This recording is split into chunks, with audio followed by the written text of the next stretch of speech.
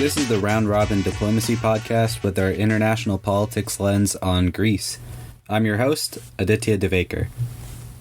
This week we'll talk about the Greek Prime Minister, Kyriakos Mitsotakis, and his government's attempt at handling the horrific wildfires that have rampaged through Greece this summer. So since June 2021, Greece saw the largest wildfire outburst in the country since 2018, and it's the largest grouping of fires in nearly 30 years.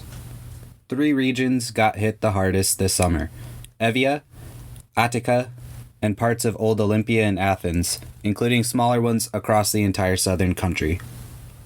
These fires didn't seem to affect tourism, even despite the pandemic, but did hurt entire populations who lived in these 3 regions. Images of blackened forests and completely devastated neighborhoods and houses haunted the Twitterverse and media coverages throughout the summer, just as the horrific images of Californian wildfires are spreading now. You might have even heard a story about how Yannis Antetokounmpo started housing those affected by the fires in hotels in Athens. A true Greek champion, by the way. The Prime Minister's response was probably the bare minimum.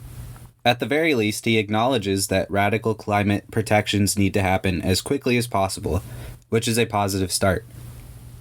He issued a €500 million relief package that will send payments to those affected and begin reforestation of those regions immediately. In total, around 2,000 people were evacuated, without a total count of how many people cannot return home as of yet. Mitsotakis has also not given out any information as to what his climate agenda or policies moving forward will be. The international community and Greece do agree that these wildfires are not sustainable. Even a former finance minister of the opposition party chimed in on August 29th, writing a scathing review of the management this summer.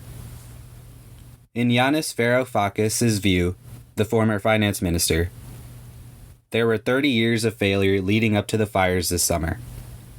A few decades ago, rural populations migrated towards the urban centers, like Athens, and gave the government permission and cause to divert resources to urban areas. This makes sense until you try to factor in the suburban retreat to the same rural areas that are affected today. This realignment did not face a rebudgeting, according to Varoufakis, and that's why firefighting budgets are poorly allocated and not quick enough to respond. The 103 people who died in a 2018 inferno in Greece should have been the kickstart to redistribute funds to the appropriate places. This wildfire crisis is also paired with something that affected the Greek government in 2015, very vividly. In the aftermath of a mass exodus of refugees from Syria, Iraq, and Afghanistan, in 2015 following ISIS's reign of terror, these refugees obviously wanted a better place to stay, and Greece ended up being the first pit stop for many of these hundreds of thousands, if not millions, of refugees. Now, it's one thing to claim that Greece is fighting a pandemic, wildfires, economic stimulus, and couldn't have the time or resources to deal with another migrant crisis that apparently scarred the government in 2015. But Greece just finished a deal with Turkey securing a border wall to keep Afghan migrants out of Greece very quickly this week, as reported by Reuters. Hundreds of thousands of migrants will attempt to swim or find a way into Greece and Turkey, which will cause more problems than just processing them for an agreed time frame, which is what other countries like Germany and France have done. So even if the wildfires are now slightly contained in comparison to earlier this summer, it doesn't seem that the Greek government is well equipped to deal with further crises as they unfold in the coming months. Wildfires and displaced peoples will definitely be on Greece's agenda for years, if not decades, to come. It's time for Greece to learn from its 2011 bailout, its 2015 migrant crisis, and the 2018 wildfires to try and find its humanity and try to improve on its policies for the coming years. So that's all on politics this week for Greece.